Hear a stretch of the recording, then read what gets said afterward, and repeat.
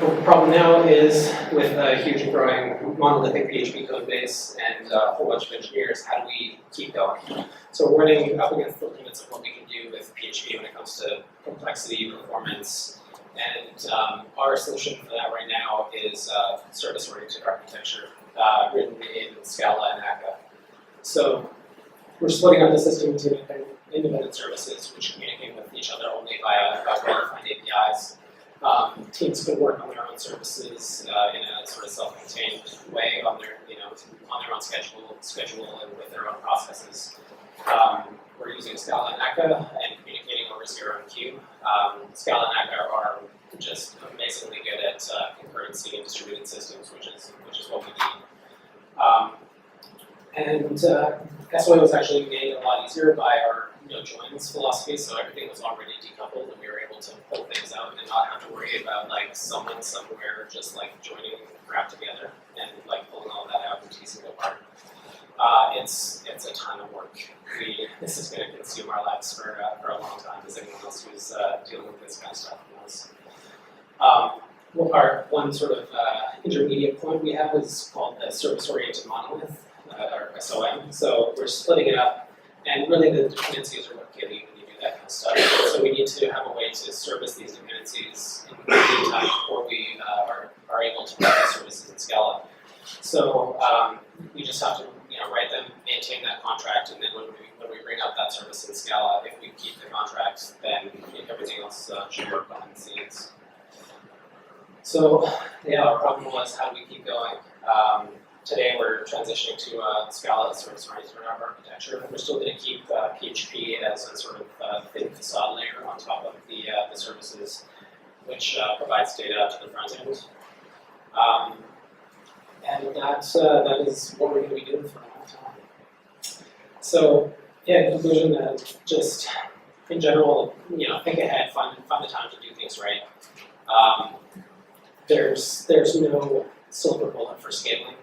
It's really a story, as you've seen.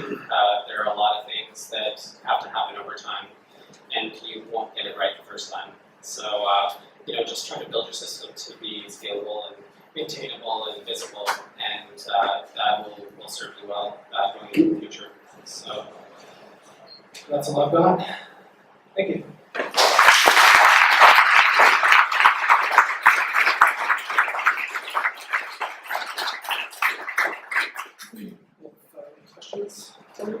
All right, sure. We have time for a few questions? Yeah, we do. We have about 5 minutes for questions. That's the first one. Okay, so some questions, and then I'll be at Suki's later too, so if you have some saved up, feel free to chat. Yeah, so I was wondering, how do you distribute VanPHP? Because it's not distributed. Did you use the AWS cluster? So we run AWS instances with our own cached installation on it. Oh, okay. We don't use our customized one. And it does multiple writes across multiple reads. Like it writes across multiple servers and it does all the replication. Yeah, so we use 2M proxy, and then it just does consistent hashing out to one of the servers in the cluster. So we're not replicating that to any other regions right now. Okay, so it's sharded, not highly global. Yeah. Okay. Yeah, we're making a big push to global distribution, and so we're dealing with issues like that right now. Okay, cool. Thanks a lot. Jarvis. So if you have a service-oriented architecture based on HTTP and you can get responses, you can take advantage of infrastructure that's already out there to caching through HTTP caching. How have you had to address that using ZeroMQ stuff? So the question was, if you're running services in HTTP, you can take advantage of caching, and since we're doing it in ZeroMQ, have we run into issues with that? Not yet. So ZeroMQ has been working really well for us. It's nice and fast, but at the same time, we've had to write a lot of our own stuff for it, because with the flexibility of ZeroMQ comes the fact that it's not tailored to anything in particular. You have to sort of roll your own everything. So we're trying to design it in a way that's really, really fast. But we're definitely having to add a lot of things on our own. Caching is probably going to have to be one of those things. But then each service is also responsible for caching its own going to be serving up to other things. Back here. You guys are doing that dark launches. I don't know in cases where there's some sort of data model change. I usually that data model change, something that Okay. database. Yeah, so the question was, with dark launching, how do we deal with schema changes? Most of the time, we can find a way to just work around that. And lately, we haven't found that we need to make too many schema changes.